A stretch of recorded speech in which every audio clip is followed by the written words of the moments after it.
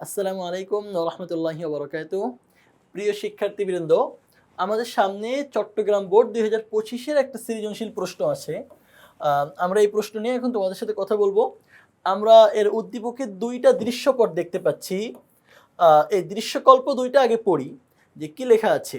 এক রাতে তুর পাহাড়ে অবস্থানকালে আল্লাহ তাআলার নিকট থেকে হযরত মূসা আলাইহিস সালামের প্রতি ওহী অবতীর্ণ হয়। অতঃপর তিনি তার সম্প্রদায় ও ফ্রাউনের নিকট আল্লাহর বাণী পৌঁছে দেন। আচ্ছা, আমরা দেখতে পেলাম যে মূসা আলাইহিস সালাম তুর পাহাড়ে ছিলেন, থাকাকালীন তার কাছে আল্লাহর পক্ষ থেকে ওহী আসে এবং তিনি তার সম্প্রদায়ের কাছে ফ্রাউনের কাছে আল্লাহর বাণী পৌঁছে দেন, যেটা রাসূলুল্লাহ সাল্লাল্লাহু আলাইহি সাল্লামও করেছিলেন। উনি যখন হেরা গুহায় ছিলেন তখন ওনার উপরে জিবরাইল আলাইহিস সালামের মাধ্যমে আল্লাহর পক্ষ থেকে কোরআন মাজিদ অবতীর্ণ হয়। তিনি এলাকার সব মানুষের কাছে কোরআন মাজিদ পৌঁছে দিয়েছিলেন। এরপরে দৃশ্যকল্প ২ দেখতে পাই জনাব হামিম একজন বিখ্যাত আলেম। দেশ বিদেশে তার প্রচুর পরিচিতি ও সুনাম রয়েছে। ইদানিং তার এলাকার লোকজন ছোটখাটো মাসআলায় বিভিন্ন দলে বিভক্ত হয়ে পড়েছে।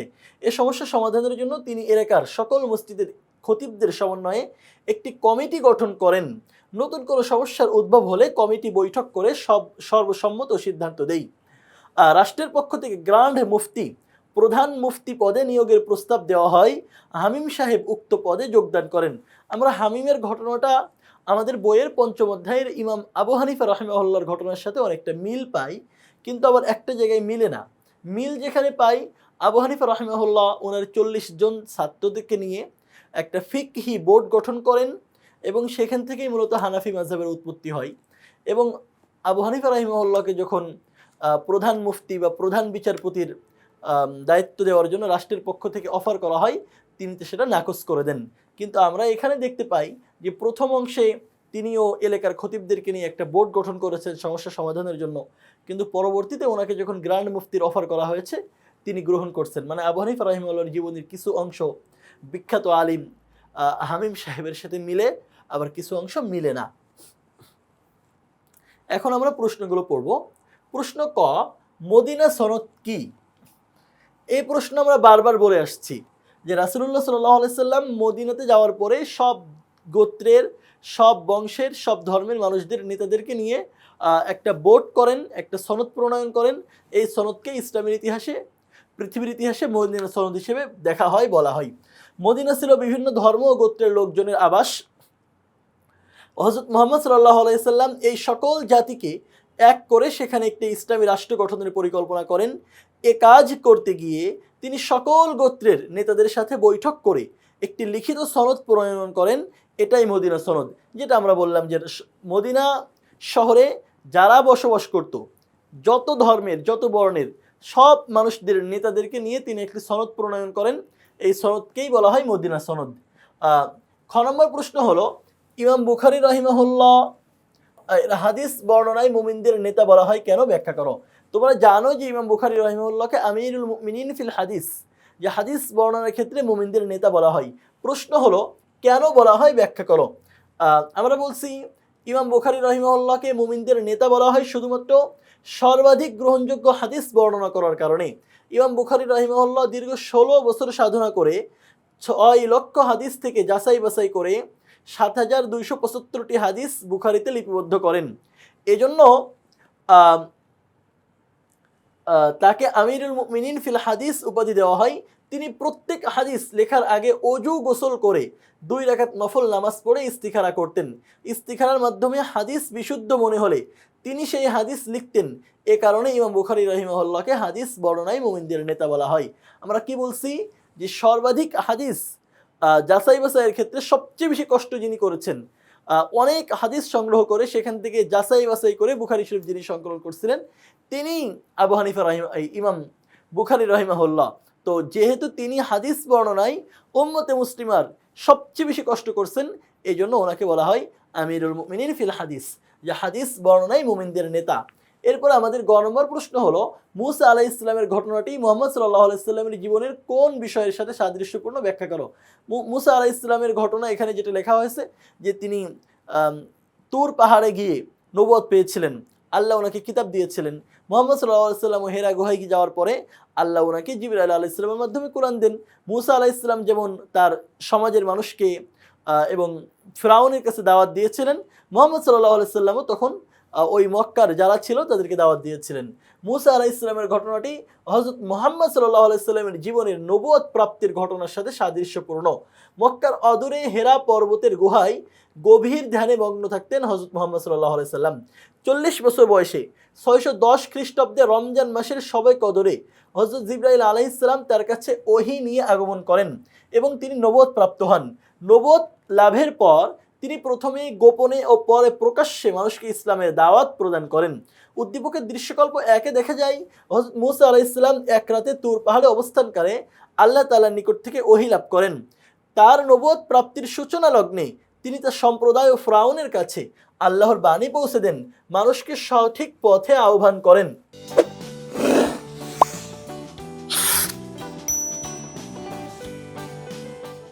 একইভাবে হযরত মুহাম্মদ সাল্লাল্লাহু আলাইহি ওয়াসাল্লাম হেরা পর্বতের গুহায় ধ্যান করার সময় জিবরাইল আলাইহিস সালাম তার কাছে ওহী নিয়ে আসেন। উভয় নবীর ক্ষেত্রে দেখা যায় নির্জন স্থানে অবস্থানকালে ওহী অবতীর্ণ হওয়া এবং পরে আল্লাহর নির্দেশে মানব জাতির কাছে তা পৌঁছে দেওয়ার ঘটনা ঘটে। অতএব হযরত মুসা আলাইহিস সালামের ঘটনাটি মুহাম্মদ সাল্লাল্লাহু আলাইহি ওয়াসাল্লামের নবুয়ত প্রাপ্তির ঘটনার সাথে সুস্পষ্টভাবে সাদৃশ্যপূর্ণ। আমাদেরকে প্রশ্ন করা হয়েছিল যে মুসা আলাইহিস সালামের ঘটনার সাথে মুহাম্মদ সাল্লাল্লাহু আলাইহি ওয়াসাল্লামের জীবনের কোন ঘটনা সাদৃশ্যপূর্ণ? আমরা বলছি মুসা আলাইহিস সালামের ঘটনার সাথে হযরত মুহাম্মদ সাল্লাল্লাহু আলাইহি ওয়াসাল্লামের নবুয়ত প্রাপ্তির ঘটনাটা সম্পূর্ণভাবে সাদৃশ্যপূর্ণ। মুসা আলাইহিস সালামও রাতে নবুয়ত প্রাপ্ত হয়েছিলেন, মুহাম্মদ সাল্লাল্লাহু আলাইহি ওয়াসাল্লামও রাতে নবুয়ত প্রাপ্ত হয়েছিলেন। মুসা আলাইহিস সালাম নবুয়ত পাওয়ার পরে তিনি তার জাতিকে ফিরাউনের কাছে আল্লাহর দাওয়াত পৌঁছে দিয়েছেন। মুহাম্মদ সাল্লাল্লাহু আলাইহি ওয়াসাল্লামও নবুয়ত পাওয়ার পরে তার সম্প্রদায়ের কাছে আল্লাহর দাওয়াত পৌঁছে দিয়েছেন।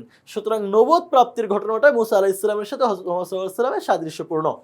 ঘ নম্বর প্রশ্ন হলো, জনাব হামিমের কর্মকাণ্ডে কোনো একজন ইমামের জীবনের সাথে সম্পূর্ণ মিল খুঁজে পাও কি? উক্ত ইমামকে চিহ্নিত করে তোমার মতামত দাও। আমরা আগেই বলেছি যে হামিমের সাথে একজন ইমামের মিল পাওয়া যায়, কিন্তু সম্পূর্ণভাবে মিল পাওয়া যায় না।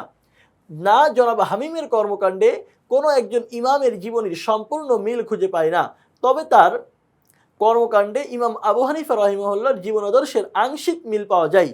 যেখানে মিল পাওয়া যায় না সেখানে হলো আবু হানিফা রাহিমাহুল্লাহ রাষ্ট্রীয় দায়িত্ব গ্রহণ করেননি, কিন্তু প্রখ্যাত আলেম জনাব হামিম রাষ্ট্রীয় দায়িত্ব গ্রহণ করেছিলেন। এই জায়গাটাই মিল খুঁজে পাওয়া যায় না, আর বাকি জায়গাতে মিল পাওয়া যায়।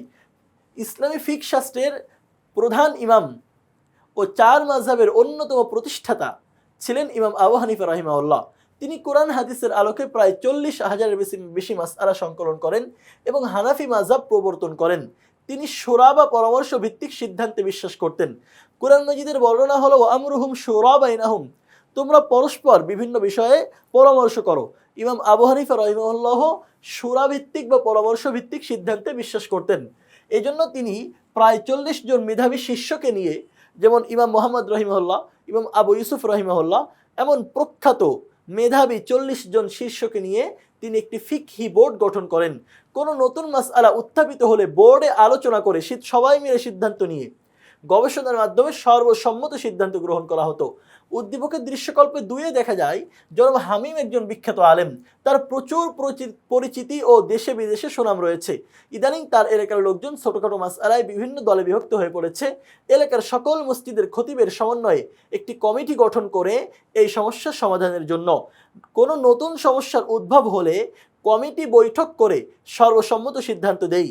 তার এই দিকটি ইমাম আবু হানিফা রাহিমাহুল্লাহর শূরাভিত্তিক ফিকহ পদ্ধতির সাথে সাদৃশ্যপূর্ণ। যে ইমাম আবু হানিফা রাহিমাহুল্লাহ একটি বোর্ড গঠন করেছিলেন, কোনো সমস্যা হলে তিনি বোর্ডের সিদ্ধান্ত নিয়ে সবার পরামর্শ নিয়ে এটা সমাধান করতেন। জনাব হামিমও তার আশেপাশের এলাকার মসজিদের খতিবদেরকে নিয়ে একটা বোর্ড গঠন করেন। এলাকার বিভিন্ন মাসআলা নিয়ে যে সমস্যা হয় তিনি সেই সমস্যার এখান থেকে সমাধান করার চেষ্টা করেন। তার এই দিকটি ইমাম আবু হানিফা রাহিমাহুল্লাহর সাথে সাদৃশ্যপূর্ণ। তবে জনাব হামিম ইমাম আবু হানিফা রাহিমাহুল্লাহর মাঝে একটি গুরুত্বপূর্ণ পার্থক্য রয়েছে। পার্থক্যের জায়গাটা আমরা আগেই স্পষ্ট করেছি যে ইমাম আবু হানিফা রাহিমাহুল্লাহ রাষ্ট্রীয় প্রভাব থেকে স্বাধীন থেকে দ্বীনি ইলম ও ন্যায় বিচার রক্ষা করতে চেয়েছিলেন, যার কারণে রাষ্ট্র কর্তৃক প্রধান বিচারপতির দায়িত্ব গ্রহণের প্রস্তাব দিলে তিনি প্রত্যাখ্যান করেন। অপরদিকে জনাব হামিম রাষ্ট্র প্রদত্ত গ্র্যান্ড মুফতি মানে প্রধান মুফতি পদ গ্রহণ করেন। এ কারণে তার কর্মকাণ্ডে ইমাম আবু হানিফা রাহিমাহুল্লাহর জীবনাদর্শের পূর্ণ প্রতিফলন ঘটেনি, বরং আংশিক প্রতিফলন ঘটেছে। যে তিনিও যেমন ফিকহি বোর্ড গঠন করেছিলেন আবু হানিফা, জনাব হামিমও একটি ফিকহি বোর্ড গঠন করেছিলেন। কিন্তু আবু হানিফা রাহিমাহুল্লাহ রাষ্ট্র কর্তৃক যে অফার করা হয়েছিল, যে প্রস্তাব দেওয়া হয়েছিল প্রধান বিচারপতি, তিনি সেটা গ্রহণ করেননি। কিন্তু জনাব হামিমকে যখন প্রধান মুফতির দায়িত্ব রাষ্ট্রের পক্ষ থেকে দেওয়ার জন্য অফার করা হয়েছে, তিনি সেটা প্রত্যাখ্যান না করে বরং গ্রহণ করেছেন। এটা আবু হানিফা রাহিমাহুল্লাহর জীবনের সাথে মিলে না, কিন্তু প্রথম অংশটা মিলে। এজন্য আমরা বলছি যে তার কর্মকাণ্ডে জনাব আবু হানিফার জীবনাদর্শের পূর্ণ প্রতিফলন ঘটেনি, বরং আংশিক প্রতিফলন ঘটেছে। পরিশেষে বলা যায় জনাব হামিমের কর্মকাণ্ডে ইমাম আবু হানিফা রাহিমাহুল্লাহর পরামর্শ ভিত্তিক ফিক চর্চার আদর্শের আংশিক প্রতিফলন দেখা গেলেও রাষ্ট্রীয় পদ গ্রহণের কারণে তা সম্পূর্ণরূপে মিলেনি। আমাদের উচিত জ্ঞান চর্চা ও নৈতিক মূল্যবোধ সংরক্ষণে সচেষ্ট থাকা। তাহলে যশোর বোর্ডের আমরা যে প্রশ্নটা পড়ছিলাম, চট্টগ্রাম বোর্ডের আমরা যে প্রশ্নটা পড়ছিলাম, এখানে আমাদের 4টা প্রশ্ন আছে। প্রশ্ন নম্বর ক আমাদের সামনে, মদিনা সনদ কি? আমরা বলছি রাসূলুল্লাহ সাল্লাল্লাহু আলাইহি ওয়াসাল্লাম মদিনাতে যাওয়ার পরে মদিনার সকল ধর্ম গোত্রের নেতাদের নিয়ে একটা ইসলামী রাষ্ট্র গঠনের জন্য যে সংবিধান প্রণয়ন করেন, এটাই মদিনা সনদ নামে পরিচিত। ইমাম বুখারী রাহিমাহুল্লাহকে হাদিস বর্ণনায় মুমিনদের নেতা বলা হয় কেন? ব্যাখ্যা করো। ইমাম বুখারী রাহিমাহুল্লাহর একটা উপাধি হলো আমিরুল মুমিনিন ফিল হাদিস, যে হাদিস বর্ণনার ক্ষেত্রে তিনি মুমিনদের নেতা ছিলেন। তাকে কেন মুমিনদের নেতা বলা হয়? তিনি 6 লক্ষ হাদিস সংগ্রহ করে সেখান থেকে যাচাই বাছাই করে নির্দিষ্ট পরিমাণ হাদিস বুখারী শরীফে লিপিবদ্ধ করেন, যেটা মুসলিম বিশ্বের এক অনন্য অবদান, অনন্য কাজ। হাদিস গ্রহণের ক্ষেত্রে এত বেশি সতর্কতা অন্য কেউ গ্রহণ করেনি। এই জন্য ইমাম বুখারী রাহিমাহুল্লাহকে আমিরুল মুমিনিন ফিল হাদিস বা হাদিস বর্ণনায় মুমিনদের নেতা বলা হয়ে থাকে। আমাদের এখানে গ নম্বর প্রশ্ন ছিল যে মুসা আলাইহিস সালামের ঘটনাটি হযরত মুহাম্মদ সাল্লাল্লাহু আলাইহি সাল্লামের জীবনের কোন বিষয়ের সাথে সাদৃশ্যপূর্ণ? আমরা বলেছি মুসা আলাইহিস সালামও তুর পাহাড়ে গিয়ে রাতে নবুয়ত পেয়েছিলেন। মুহাম্মদ সাল্লাল্লাহু আলাইহি সাল্লামও হেরা গুহায় রাতে নবুয়ত পেয়েছিলেন। তিনিও তুর পাহাড়ে ধ্যানমগ্ন ছিলেন। মুহাম্মদ সাল্লাল্লাহু আলাইহি সাল্লামও হেরা গুহায় ধ্যানমগ্ন ছিলেন। এবং নবুয়ত পাওয়ার পরে তিনিও ফিরআউনের কাছে যান, তার গোত্রের মানুষের কাছে যান, আল্লাহর দাওয়াত পৌঁছে দেন। মুহাম্মদ সাল্লাল্লাহু আলাইহি সাল্লামও নবুয়ত পাওয়ার পরে তিনি আরবের মানুষের কাছে, মক্কার মানুষের কাছে তার দাওয়াত পৌঁছে দিয়েছিলেন। সুতরাং নবুয়তের ক্ষেত্রে, নবুয়ত প্রাপ্তির বিষয়ে হযরত মুসা আলাইহিস সালামের সাথে হযরত মুহাম্মদ সাল্লাল্লাহু আলাইহি সাল্লামের জীবনের সাদৃশ্যপূর্ণ, জীবনের মিল রয়েছে। জনাব হামিমের কর্মকাণ্ডে কোনো একজন ইমামের জীবনের সাথে সম্পূর্ণ মিল খুঁজে পাওয়া যায় কিনা? আমরা বলেছি সম্পূর্ণ মিল পাওয়া যায় না, তবে আংশিক মিল পাওয়া যায়। যে ইমাম আবু হানিফা রাহিমাহুল্লাহ ফিক বোর্ড গঠন করেছিলেন, আর জনাব হামিমও এলাকার খতিবদেরকে নিয়ে একটা ফিক বোর্ড গঠন করেছিলেন। কিন্তু ইমাম আবু হানিফা রাহিমাহুল্লাহ রাষ্ট্রীয় পদ গ্রহণ করেননি, কিন্তু জনাব হামিম তিনি রাষ্ট্রীয় পদ গ্রহণ করেছেন। সুতরাং আংশিক মিল পাওয়া যায় এবং আংশিক মিল পাওয়া যায় না। সুতরাং সম্পূর্ণ মিল খুঁজে পাওয়া যায় না, আমরা এটা ব্যাখ্যা করেছি। সুতরাং অন্য কোনো প্রশ্নে তোমাদের কাছে যদি মদিনা সনদ সম্পর্কে জানতে চাওয়া হয়, ইমাম বুখারী রাহিমাহুল্লাহকে নিয়ে জানতে চাওয়া হয় যে তাকে কেন আমিরুল মুমিনিন ফিল হাদিস বা হাদিস বর্ণনায় মুমিনদের নেতা বলা হতো, ব্যাখ্যা করো। যে কোনো প্রশ্নে যদি তোমাদের কাছে মুহাম্মদ সাল্লাল্লাহু আলাইহি সাল্লামের নবুয়ত পাওয়ার ঘটনাটা উল্লেখ করতে বলে, আশা করি তোমরা উল্লেখ করতে পারবা। এবং তোমরা ইমাম আবু হানিফা রাহিমাহুল্লাহর জীবনী নিয়েও কোন একটা চিত্র যদি তোমাদের প্রশ্নে আসে, সেটারও তোমরা সমাধান করতে পারবা ইনশাআল্লাহ বিইذنিল্লাহ। পরবর্তী কোনো ক্লাসে তোমাদের সাথে দেখা হবে, কথা হবে। সেই পর্যন্ত সবার জন্য অনেক অনেক শুভকামনা রইল। আল্লাহ রাব্বুল আলামিন তোমাদের সর্বাঙ্গীন সফলতা দান করুন। আল্লাহ হাফেজ। আসসালামু আলাইকুম ওয়া রাহমাতুল্লাহি ওয়া বারাকাতুহু।